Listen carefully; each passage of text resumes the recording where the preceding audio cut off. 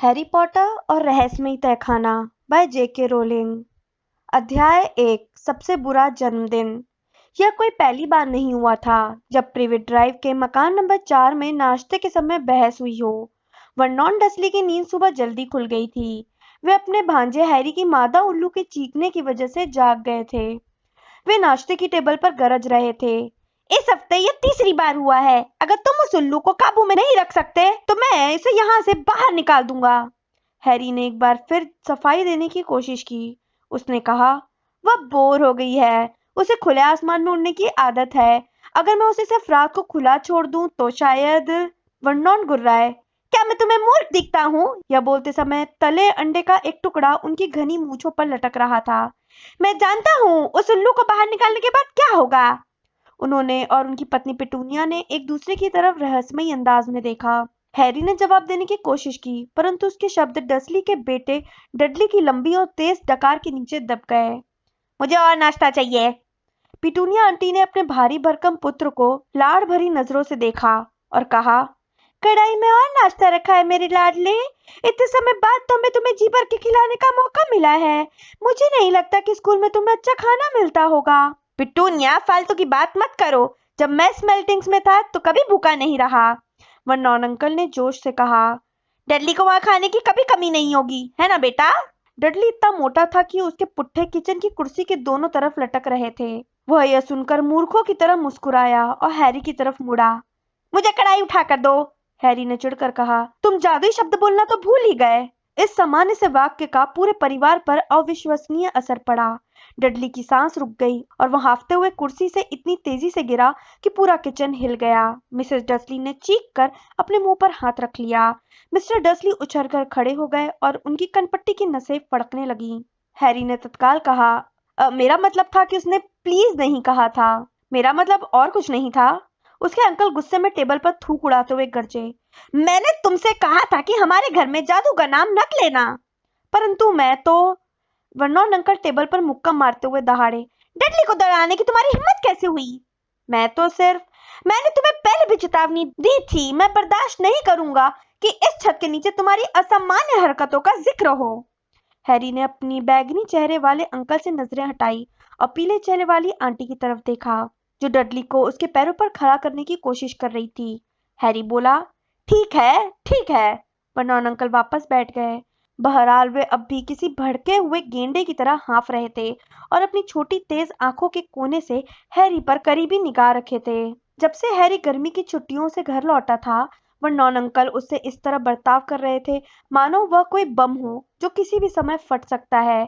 इसका कारण यह था कि हैरी सामान्य बच्चा नहीं था। सच तो यह था कि वह उतना ही असामान्य था जितना हुआ जा सकता था। हैरी पॉटर एक जादूगर था जो हॉगवर्ट्स जादूगरी और तंत्र के विद्यालय में 1 साल तक पढ़ने के बाद घर लौटा था। और अगर डसली दंपत्ति छुट्टियों में उसके घर आने की वजह से दुखी थे तो हैरी उनसे भी ज्यादा दुखी था। उसे हॉगवर्ट्स की इतनी याद आती थी जैसे उसके पेट में लगातार दर्द हो रहा हो। उसे महल के रहस्यमयी गलियारों और भूतों की भी याद आती थी। अपनी जादू की पढ़ाई, शायद जादुई काढ़ी की टीचर स्नेप को छोड़कर। उल्लुओं द्वारा लाई गई जाने वाली डाक, बड़े हॉल में दावतें खाना, टावर के कमरे में मसहरीदार पलंग पर सोना, चाबियों और मैदानों के रखवाले हैग्रिड के अंधेरे जंगल के पास बने घर तक जाना याद आता था। उसे सबसे ज्यादा याद क्विडिच की आती थी, जो जादूगरों की दुनिया का सबसे लोकप्रिय खेल था। 6 ऊंचे गोल पोस्ट, 4 उड़ती गेंदें और जादुई झाड़ुओं पर उड़ते 14 खिलाड़ी। जैसे ही हैरी घर पर आया था, वैसे ही वर्नॉन अंकल ने उसके मंत्र की सारी किताबें, जादुई छड़ी, दुशाले, कढ़ाई और बेहतरीन निम्बस 2000 झाड़ू को सीढ़ी के नीचे वाली अलमारी के ताले में बंद कर दिया था। पूरी गर्मियों में क्विडिच की प्रैक्टिस न करने के कारण अगर हैरी को उसके हाउस की टीम से निकाल दिया जाए तो डसली दंपत्ति को इसकी क्या परवाह थी। अगर हैरी बिना होमवर्क किए स्कूल जाएगा तो डसली दंपत्ति को इससे क्या फर्क पड़ता था। डसली दंपत्ति ऐसे लोग थे जिन्हें जादूगर मगलू कहते थे। ऐसे लोग जिनकी नसों में जादुई खून की एक बूंद भी नहीं थी। उनके हिसाब से परिवार में किसी जादूगर का होना सबसे शर्मनाक बात थी। वर्नॉन अंकल ने हैरी की उल्लू हेडविग को भी उसके पिंजरे में बंद करके ताला लगा दिया था, ताकि वह जादूगरों की दुनिया में किसी के पास संदेश न ले जा सकें। हैरी का हुलिया बाकी परिवार से बिल्कुल अलग था। वर्नॉन अंकल भारी भरकम थे, उनकी गर्दन न के बराबर थी और उनकी मूछें बड़ी तथा काली थीं। पिटूनिया आंटी का चेहरा पतला और घोड़े की तरह था। डडली सुनहरे बालों वाला, गुलाबी और सुअर की तरह मोटा था। दूसरी तरफ हैरी छोटा और दुबला था। उसकी आंखें चमकदार हरी थीं और उसके गहरे काले बाल हमेशा बिखरे रहते थे। वह गोल चश्मा पहनता था और उसके माथे पर एक पतला बिजली गिरने के आकार का निशान था। इस निशान ने ही हैरी को खास तौर पर असामान्य बना दिया था, बाकी जादूगरों से भी ज्यादा असामान्य। वह निशान हैरी के उस रहस्यमयी अतीत की इकलौती निशानी थी जिस वजह से उसे 11 साल पहले डसली दंपत्ति की चौखट पर छोड़ा गया था। 1 साल की उम्र में हैरी न जाने कैसे दुनिया के सबसे बड़े शैतानी जादूगर लॉर्ड वोल्डेमॉर्ट के शाप से बच गया था, जिसका नाम लेने से ज्यादातर जादूगर और जादूगरनियां आज भी डरते थे। वोल्डेमॉर्ट के हमले में हैरी के माता पिता मारे गए, परंतु वह बिजली गिरने जैसे निशान के साथ बच गया और किसी भी तरह कोई नहीं जानता था क्यों। जिस पल वोल्डेमॉर्ट हैरी को नहीं मार पाया, उसी पल उसकी तमाम शक्तियां चली गईं। इसलिए हैरी को उसकी मृत माँ की बहन और उसके पति ने पाला। उसे डर्सली परिवार में रहते रहते 10 साल हो चुके थे, परंतु वह यह कभी नहीं समझ पाया कि उसके आसपास अजीब घटनाएं क्यों होती रहती थी। उसे डर्सली परिवार की इस कहानी पर विश्वास था। जिस कार दुर्घटना में उसके माता पिता मरे थे, उसी में उसके माथे पर यह निशान बन गया था। परंतु ठीक 1 साल बाद हॉगवर्ट्स से हैरी के नाम एक खत आया और सारी सच्चाई सामने आ गई। हैरी जादूगरों के स्कूल में पढ़ने चला गया, जहां वह और उसका निशान दोनों ही मशहूर थे। परंतु अब स्कूल की छुट्टियां शुरू हो चुकी थीं, इसलिए वो मजबूरन छुट्टियों में डसली परिवार के साथ रहने के लिए वापस आया था। यहाँ उसके साथ ऐसे कुत्ते की तरह बर्ताव किया जाता था जो किसी गंदी जगह से लोट लगा कर आया हो। डसली परिवार को तो इतना भी याद नहीं था कि आज हैरी का 12वां जन्मदिन है। जाहिर है उसे उनसे ज्यादा उम्मीदें भी नहीं थी।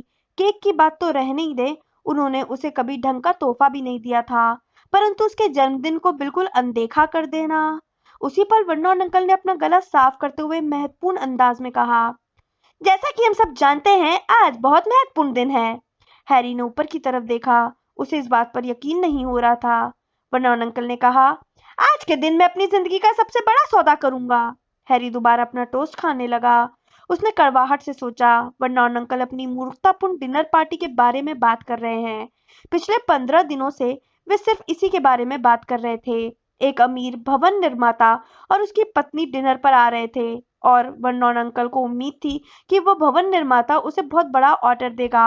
वर्नोन अंकल की कंपनी ड्रिल बनाती थी। वर्नोन अंकल बोले, चलो हम लोग एक बार फिर कार्यक्रम दोहरा लें।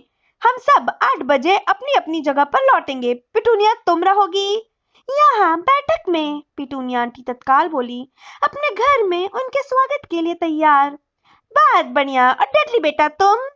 दरवाजा खोलने के इंतजार में। डडली ने अपने चेहरे पर एक बनावटी और भद्दी सी मुस्कान लाते हुए कहा, मैसन अंकल आंटी आइए, मैं आपका कोट संभाल कर रख दूं। पिटूनिया आंटी गदगद होकर बोली, वे सोचेंगे कि कितना प्यारा बच्चा है। शाबाश डडली, वर्नोन अंकल ने कहा। फिर वे हैरी की तरफ मुड़े। और तुम? हैरी ने भावीन स्वर में जवाब दिया, अपने बेडरूम में, बिल्कुल चुपचाप, जैसे मैं इस घर में हूं ही नहीं। बिल्कुल ऐसा ही करना, वर्नोन अंकल ने बुरा सा मुंह बनाकर कहा। पिटूनिया, मैं उन लोगों को बैठक में लेकर आऊंगा, तुम्हारा परिचय कराऊंगा और उनके लिए ड्रिंक्स बनाऊंगा 8:15 बजे। मैं कहूंगी डिनर तैयार है, पिटूनिया आंटी बोली। और डडली बेटा तुम बोलोगे? मैसन आंटी आइए, मैं आपको डाइनिंग रूम में ले चलूं। डडली ने अपनी मोटी बाह एक अदृश्य महिला की तरफ बढ़ाते हुए कहा। पिटूनिया आंटी नाक से सांस खींचते हुए बोली, मेरा आदर्श सभ्य बच्चा। और तुम? वर्नोन अंकल ने खा जाने वाले अंदाज में हैरी से पूछा।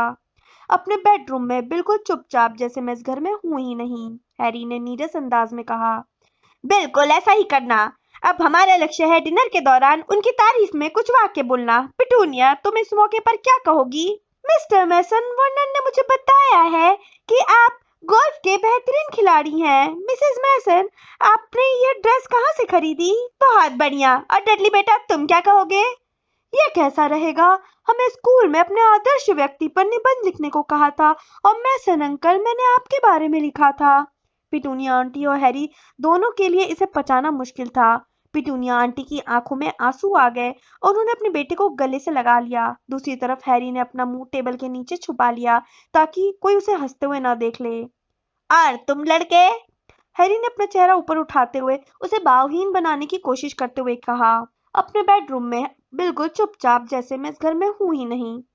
बिल्कुल ऐसा ही करना, वर्नोन अंकल ने जोर देते हुए कहा।